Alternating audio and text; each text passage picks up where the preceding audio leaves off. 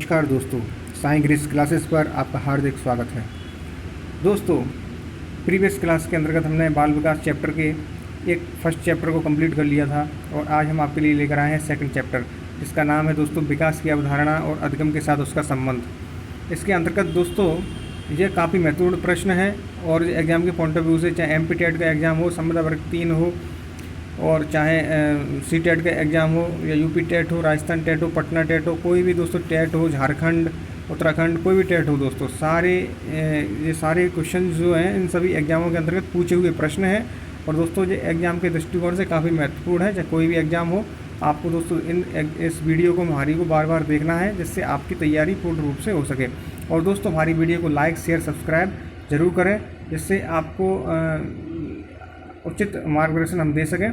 और दोस्तों ऐसे स्टूडेंट जो पढ़ नहीं सकते हैं, उनकी भी आपके द्वारा सहायता हो सकेगी। आप अनजाने में ही उनकी सहायता कर पाएंगे। इसलिए दोस्तों लाइक, शेयर, सब्सक्राइब जरूर करें। दोस्तों चलिए दोस्तों, आपका ज़्यादा समय न लेते हुए हम स्टार्ट करते हैं। पहला जो सेकंड चैप्टर है, विकास की अवधारणा और अधिगम के साथ उसका संबंध। दोस्तों पहला प्रश्न, बाल्यकाल होता है। आपके ऑप्शन है दोस्तों, जन्म से लेकर 3 वर्ष की आयु तक, तीसरे वर्ष से लेकर 6 वर्ष की आयु तक, छठे वर्ष से लेकर 12 वर्ष की आयु तक, दूसरे वर्ष से लेकर 10 या 12 वर्ष की आयु तक। तो इसका जो आंसर है दोस्तों वो है छठे वर्ष से लेकर 12 वर्ष की आयु तक। अब दोस्तों बाल्यकाल है, इसके अंतर्गत 4 अवस्थाएं आती हैं। पहली शैशव अवस्था, जिसका टाइम निर्धारित किया गया है दोस्तों जन्म से लेकर 5 या 6 वर्ष की अवस्था तक, ये आपको ध्यान रखना है। और जो सेकंड अवस्था आती है दोस्तों, ये आती है बाल्यावस्था। ये बाल्यावस्था आती है, इसका जो टाइम पीरियड रखा गया है दोस्तों 5 या 6 वर्ष से 12 वर्ष तक दोस्तों, इसको आपको ध्यान रखना है। और जो तीसरी अवस्था इसके अंतर्गत निर्धारित की गई है वो है दोस्तों किशोर अवस्था। काफ़ी अच्छी अवस्था भी बताई जाती है। इसके अंदर बालकों के अंदर काफ़ी जोश भी रहता है। और दोस्तों इसके जो आयु निर्धारित की गई है वो है 12 वर्ष से लेकर 18 वर्ष तक। और दोस्तों जो चौथी अंतिम अवस्था आती है उसका नाम है प्रौढ़ावस्था।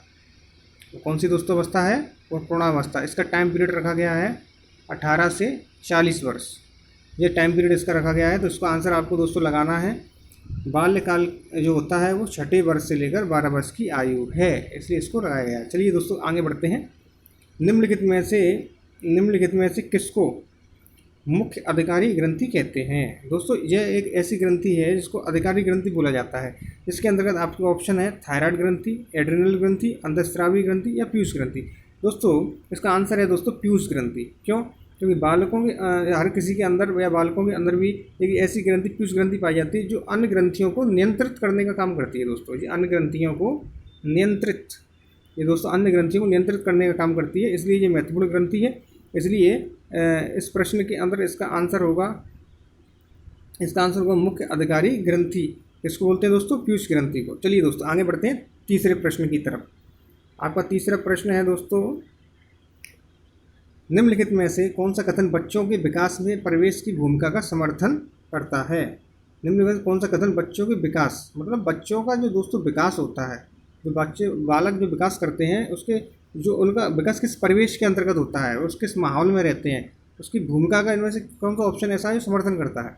आपको पहला ऑप्शन है दोस्तों, पिछली कुछ दशाब्दियों में बुद्धि लब्धांश परीक्षा में शिक्षार्थियों के औसत प्रदर्शन में लगातार वृद्धि हुई है।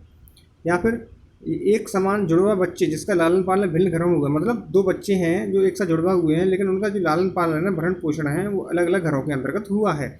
उनकी बुद्धि लब्धि दोस्तों 0 से 75 के समान उच्च है। या फिर तीसरा ऑप्शन है, शारीरिक रूप से स्वस्थ बच्चे अक्सर नैतिक रूप से अच्छे पाए जाते हैं। या फिर चौथा ऑप्शन है, कुछ शिक्षार्थी सूचनाओं का जल्दी प्रक्रमण करते हैं, जबकि उसी कक्षा के अन्य विद्यार्थी ऐसा नहीं कर पाते। तो आपको इसका आंसर लगाना है दोस्तों। इसका आंसर क्या होगा? इसका आंसर होगा दोस्तों, पिछली कुछ दशाब्दियों में बुद्धि लब्धांश परीक्षा में शिक्षार्थियों औसत प्रदर्शन में लगातार वृद्धि हुई है। दोस्तों ये काफ़ी महत्वपूर्ण प्रश्न है, ये आपको ध्यान रखना है।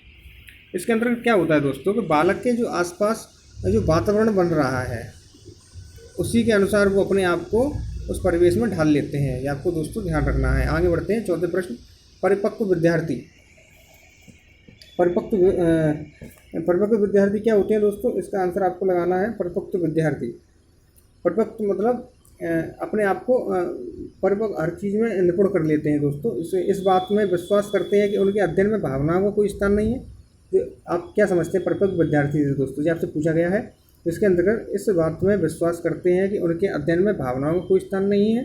यहाँ पर वो अपनी बौद्धिकता के साथ अपने सभी प्रकार के द्वंद्वों का सीधे समाधान कर लेते हैं, या अपने अध्ययन में कभी कभी भावनाओं की सहायता चाहते हैं, या फिर कठिन परिस्थितियों में भी अध्ययन से विचलित नहीं होते। इसका आंसर आपको लगाना है। बताइए दोस्तों इसका आंसर क्या होगा। इसका आंसर होगा दोस्तों सा। अपने अध्ययन में कभी कभी भावनाओं की सहायता चाहते हैं। जब वो अध्ययन करते हैं दोस्तों तो वो चाहते हैं कि हमको कोई ऐसी भावनाएं हैं जो भावनाओं की हमको सहायता मिल जाए। चलिए दोस्तों आगे बढ़ते हैं। आपका पाँचवा प्रश्न आ रहा है, जिसके अंतर्गत निम्नलिखित में से कौन सा बच्चे के संवेगात्मक विकास के लिए सर्वाधिक उपयुक्त है। आपसे पूछा गया है संवेगात्मक बालक का जो संवेगात्मक विकास होता है उसके लिए सर्वाधिक उपयुक्त क्या है दोस्तों। कच्चा कच्चे का प्रजातांत्रिक परिवेश, अध्यापकों की कोई भी सहभागिता नहीं क्योंकि यह माता पिता का कार्य है, कच्चा कच्चे का नियंत्रित परिवेश, कच्चा कच्चे का अधिकारवादी परिवेश। इसका आंसर दोस्तों क्या होगा आप बताइए। इसका दोस्तों आंसर होगा वो होगा कच्चा कच्चा प्रजातांत्रिक परिवेश। दोस्तों ध्यान रखना है आपको, निम्नलिखित बच्चों के संवेगात्मक विकास के लिए सर्वाधिक उपयुक्त है कच्चा कच्चे का प्रजातांत्रिक परिवेश। मतलब इसके अंतर्गत दोस्तों क्या होता है, हर एक बच्चा जो होता है वो अपने आप की स्वतंत्रता चाहता है। वो स्वतंत्रता चाहता है, अपने विचारों और भावनाओं को वो व्यक्त करना चाहता है दोस्तों। इसके अंतर्गत ये आता है। और वो ऐसा परिवेश चाहता है जिसके अंतर्गत वह अपने प्रश्नों को स्वतंत्रता से टीचर से या शिक्षक से पूछ सके। यह दोस्तों परिवेश चाहता है। इसी के अंतर्गत आता है बच्चे संवेदनशील विकास के लिए कच्चा कच्चा प्रजातांत्रिक परिवेश महत्वपूर्ण है, इसलिए ये इसका आंसर आ है। ध्यान रखना है। आगे बढ़ते हैं दोस्तों। आपसे पूछा गया शैशव अवस्था में बच्चे के क्रियाकलाप होते हैं। शैशव अवस्था जो होती है दोस्तों इसके अंतर्गत बच्चों के क्रियाकलाप क्या होते हैं। इसका आंसर होगा दोस्तों मूल प्रवृत्त्यात्मक, यहाँ पर संरक्षित, संज्ञानात्मक, संवेगात्मक। इसका आंसर होगा मूल प्रवृत्त्यात्मक। मतलब मूल परिवर्तन में क्या परिवेश होता है, शैशव अवस्था में क्या बच्चों के अंतर्गत क्रिया होती है। एक तो दोस्तों शैशव अवस्था की जो आयु को निर्धारित किया है वो 0 से लेकर 6 वर्ष तक निर्धारित की गई है, ये आपको ध्यान रखना है। और दोस्तों इसके अंतर्गत क्या होता है, बालक अगर क्रोधित हो रहा है, क्रोधित है या फिर गुस्सा है तो उसके अंतर्गत वो रोकर अपनी प्रतिक्रिया को व्यक्त करेगा। लेकिन बालक अगर हंस रहा है, मतलब बालक अगर खुश अवस्था में है तो वो हंसकर अपनी प्रतिक्रिया को व्यक्त करेगा। यह इसके अंतर्गत आता है। तो इसको आपको ध्यान रखना है। इसको बोलते हैं मूल परिवर्तनात्मक अवस्था। इसको कहते हैं शैशव अवस्था में बच्चे क्रियाकलाप होते हैं मूल परिवर्तनात्मक। तो इसको आपको ध्यान रखना है। आगे बढ़ते हैं। माँ बाप के साए से बाहर निकल अपने साथी बालकों की संगत को पसंद करना संबंधित है। किशोर अवस्था से संबंधित है दोस्तों, पूर्व किशोर अवस्था से या उत्तर बाल्यावस्था से या शैशव अवस्था से। इसका आंसर आपको देना है दोस्तों। माँ बाप के साए बनकर, मतलब बच्चा माँ बाप के साए में कम रहना चाहता है दोस्तों घर के अंतर्गत। वो अपने दोस्तों के साथ ज़्यादा घूमना फिरना चाहता है, उनसे खेलना पसंद करता है, इसलिए वो साथी बालकों की संगत को पसंद करता है। तो ये कौन सी अवस्था के अंतर्गत आती है। ये दोस्तों जो अवस्था होती है वो पूर्व किशोरावस्था इसको बोला जाता है। इसका आंसर है, आपको ध्यान रखना है। काफ़ी महत्वपूर्ण प्रश्न है। आपसे अगला प्रश्न आ रहा है दोस्तों, 8वां प्रश्न है। आपसे पूछा जाएगा बाल विकास क्या है और बाल विकास में क्या है, इनमें से क्या प्रतिक्रिया बाल विकास के अंतर्गत आती है। तो आपको ध्यान रखना है। पहला प्रश्न है इसका ऑप्शन है प्रक्रिया पर बल है, वातावरण और अनुभव की भूमिका पर बल है, गर्भावस्था से किशोरावस्था तक का अध्ययन होता है, उपरोक्त सभी पर। इसका आंसर क्या होगा दोस्तों, आपको इसका आंसर लगाना है। तो दोस्तों इसका आंसर होगा इसका आंसर होगा सा। गर्भावस्था से किशोरावस्था का अध्ययन इसके अंतर्गत होता है। जो बाल विकास है दोस्तों इसके अंतर्गत गर्भावस्था से किशोरावस्था तक का अध्ययन होता है, यह आपको ध्यान रखना है। यह दोस्तों ये गर्भावस्था है, ये एक व्यापक विचारधारा है। कैसी विचारधारा है दोस्तों, व्यापक विचारधारा जिसके अंतर्गत गर्भावस्था हो, शैशव अवस्था हो, बाल्यावस्था हो, चाहे किशोर अवस्था हो, ये सारे इसके अंतर्गत आते हैं, ये आपको ध्यान रखना है। आगे बढ़ते हैं दोस्तों। आपका 9वां प्रश्न आ रहा है। व्यवहारवादी ने कहा है, ये काफ़ी महत्वपूर्ण प्रश्न है और ये आप मान के चलना ये एग्जाम के अंतर्गत पूछा जाएगा। काफ़ी महत्वपूर्ण प्रश्न है, बहुत बार आ चुका है एग्जाम के पॉइंट ऑफ व्यू से। व्यवहारवादी ने कहा है कि मुझे नवजात शिशु दे दो, मैं उसे डॉक्टर, वकील, चोर या चाहे जो कुछ बना सकता हूँ। तो आपका इसका जो ऑप्शन है आपके दोस्तों, ये किसने बोला था, कौन से मनोवैज्ञानिक हैं जिन्होंने इसके बारे में बोला है। तो वो है आपके फ्रीमैन, न्यूमैन, वॉटसन और होल्जिंगर, इनमें से कौन है दोस्तों जिन्होंने ऐसा शब्द कथन बोला है कि मैं उसे डॉक्टर, वकील, चोर या फिर जो चाहे बना दूंगा, मुझे एक नवजात शिशु दे दो। मतलब बालक जो पैदा होता है उसे नवजात शिशु कहते हैं, उसको ही ये लेना चाहते हैं और उसके बाद ये कहते हैं कि उसको मैं कुछ भी बना सकता हूँ, आप उसको मेरे सुपुर्द कर दो, मुझे सौंप दो। तो ये किसने बोला था? और ये व्यवहारवाद के दोस्तों, इनको सबसे बड़े मनोवैज्ञानिक के तौर पर इनको जाना जाता है। और दोस्तों ये काफ़ी अग्रणी मनोवैज्ञानिक के रूप में दोस्तों आते हैं। तो इसका आंसर दोस्तों होगा वॉटसन। व्यवहारवादी मनोवैज्ञानिक इनको बोला जाता है, इसका आंसर है। और दोस्तों वॉटसन जो थे वो अमेरिका के कहाँ के रहने वाले थे? अमेरिका के मनोवैज्ञानिक थे, ये आपको ध्यान रखना है। अग्रणी इनका स्थान है। चलो दोस्तों आगे बढ़ते हैं 10वें क्वेश्चन की तरफ। जो आपका प्रश्न है, विद्रोह की भावना की प्रवृत्ति निम्न में से किस अवस्था से संबंधित है? विद्रोह की भावना मतलब बालक की ऐसी अवस्था आपको बतानी है। ये भी काफ़ी महत्वपूर्ण प्रश्न है, बहुत बार एग्जाम में आया हुआ है। विद्रोह की भावना की प्रवृत्ति निम्न किस अवस्था से संबंधित है? आपके ऑप्शन है बाल्यावस्था, शैशवावस्था, पूर्व किशोरावस्था या मध्य किशोरावस्था। तो दोस्तों इसका आंसर होगा पूर्व किशोरावस्था। मतलब इस अवस्था के अंतर्गत जो बालक होता है दोस्तों वो विद्रोह करता है। मतलब बालक अपनी स्वतंत्रता चाहता है। क्या चाहता है? अपनी स्वतंत्रता चाहता है, वो किसी की रोक टोक में रहना नहीं चाहता। ये आपको ध्यान रखना है। जब बालक के अंदर किशोर अवस्था हो जाती है उसके अंदर विभिन्न प्रकार के परिवर्तन आते हैं, विभिन्न बॉडी के उसके चेंजेज आते हैं, उसकी आवाज़ भारी हो जाती है और विभिन्न विभिन्न स्थानों पर उसके अंगों में परिवर्तन आता है। तो दोस्तों ये आपको ध्यान रखना है। और विद्रोह की भावना उसके अंदर आती है अगर उसको वो जो काम करना चाहता है उससे अगर उसको रोका जाता है। आपने देखा भी होगा कि स्कूल में टीचर अगर बालक को किशोर अवस्था के अंतर्गत रोकने का काम करते हैं तो उसके अंदर विद्रोह की भावना पैदा होती है। आपको देखना है, इसलिए बालक उसको हमेशा स्वतंत्र रहना चाहता है और अपनी मनमानी करना चाहता है। ये अवस्था पूर्व किशोर अवस्था के अंतर्गत आती है। चलिए दोस्तों आगे बढ़ते हैं 11वें प्रश्न की तरफ। जो आपका प्रश्न है, किशोरावस्था तूफान और संघर्ष का काल है, यह कथन किसका है? काफ़ी महत्वपूर्ण प्रश्न है। आप ऐसा मान के चलिए ये इम्पोर्टेंट क्वेश्चन है एग्जाम के अंतर्गत। ये 1, 2 और 3 प्रश्न तीनों ही पूछे जाने की पूरी संभावना है, किसी भी एग्जाम में आ सकते हैं दोस्तों। आप इनको तुरंत गांठ बांध लीजिए, इनको याद कर लीजिए। किशोरावस्था तूफान और संघर्ष का काल है, यह कथन किसका है? ये किसने कहा था? कौन से मनोवैज्ञानिक है दोस्तों इन्होंने इस कथन को कहा है? आपके ऑप्शन है हरलॉक, स्टैनली हॉल, गैसवे और वुडवर्थ। आप बताइए दोस्तों इसका आंसर क्या होगा? इसका आंसर होगा दोस्तों स्टैनले। इसका आंसर दिया है दोस्तों स्टैनले हॉल ने। स्टैनले हॉल ने इसके बारे में कहा है, आपको ध्यान रखना है। काफ़ी महत्वपूर्ण प्रश्न है। आगे बढ़ते हैं दोस्तों। मानव विकास है, मानव विकास क्या है दोस्तों? मात्रात्मक, गुणात्मक, कुछ सीमा तक अमापनीय या अ और बा। इसका आंसर क्या होगा दोस्तों? इसका आंसर होगा आ और बा दोनों। मात्रात्मक भी है दोस्तों और ये गुणात्मक भी है। मात्रात्मक के अंतर्गत क्या आता है दोस्तों? मात्रात्मक जो विकास है उसके अंतर्गत लंबाई, भार, विभिन्न अंगों के आकार का बढ़ना, ये सारी चीज़ें इस मात्रात्मक के अंतर्गत आती हैं बालक के अंतर्गत। और जो गुणात्मक जो विशेषता है इसके अंतर्गत दोस्तों योग्यता, बालक के अंदर की योग्यता, क्षमता, रुचि और चिंतन, ये सारी चीज़ें इसके अंतर्गत आती हैं। ये आपको ध्यान रखना है। आगे बढ़ते हैं। शैशवावस्था की अवधि है दोस्तों, शैशवावस्था की जो अवधि है वो है जन्म से 2 वर्ष तक, जन्म से 3 वर्ष तक, 2 से 3 वर्ष तक, जन्म से 1 वर्ष तक। इसका आंसर ध्यान रखना है। इसका आंसर है दोस्तों आ, जन्म से लेकर 2 वर्ष तक की शैशव काल की अवधि है। यह दोस्तों आपको ध्यान रखना है। आगे बढ़ते हैं दोस्तों। और दोस्तों आपका 14वां जो प्रश्न आ रहा है वो है निम्नलिखित में से कौन सा सूक्ष्म गतिक कौशल का उदाहरण है? आपका प्रश्न है निम्नलिखित में से कौन सा सूक्ष्म गतिक कौशल का उदाहरण है? सूक्ष्म गतिक कौशल क्या होता है दोस्तों? मतलब कोई कार्य ऐसा जिसको बेहतर तरीके से, मतलब बेहतर तरीके से किया जा सके, अच्छी तरीके से किया जा सके, वह गत्यात्मक विकास कहलाता है दोस्तों। आपको इसका ध्यान रखना है। इसके अंतर्गत दोस्तों क्या होता है, बच्चे जो होते हैं, बालक जो होते हैं, सूक्ष्म गतिक कौशल के अंतर्गत किसी भी वस्तु को जांच परख करते हैं दोस्तों। जैसे उठाते हैं, रखते हैं, पकड़ते हैं, ये सारी चीज़ों की क्रिया करते हैं, वो सूक्ष्म गतिक कौशल के अंतर्गत आता है। इसमें सब, और इसके आपका ऑप्शन है चढ़ना, फुदकना, दौड़ना या लिखना। इसमें पूछ रहे हैं वो सूक्ष्म गतिक कौशल कौन सा है, तो इसमें सबसे सूक्ष्म गतिक कौशल है दोस्तों वो उसको लिखना के अंतर्गत आता है। ये इसका आंसर है, ध्यान रखना है। और दोस्तों आगे बढ़ते हैं। उससे पहले दोस्तों आपको वीडियो हमारी पसंद आ रही है तो आप लाइक शेयर कमेंट जरूर करें दोस्तों। और दोस्तों हमारा जिलेवार जो मध्य प्रदेश का अध्ययन चल रहा है उसको भी आप साथ साथ पढ़ते रहें, वो भी आपके लिए काफ़ी आगामी परीक्षाओं के लिए महत्वपूर्ण है।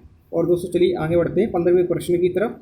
इसका आपको पहला 15 प्रश्न है, निर्धन परिवारों के बच्चे तो छोटे आकार के परिवार से संबंध है। मतलब ऐसे बच्चे दोस्तों निर्धन परिवारों में जिनका आकार छोटा है, जो कम, जिनके परिवार में कम जनसंख्या है, कम लोग रहते हैं और एक छोटा सुखी परिवार है, उनको विकास के बेहतर वातावरण पाने के मौके होते हैं, क्योंकि उन्हें बड़े परिवारों में निर्धन बच्चों की अपेक्षा। आपके ऑप्शन इनमें छाँटने हैं दोस्तों।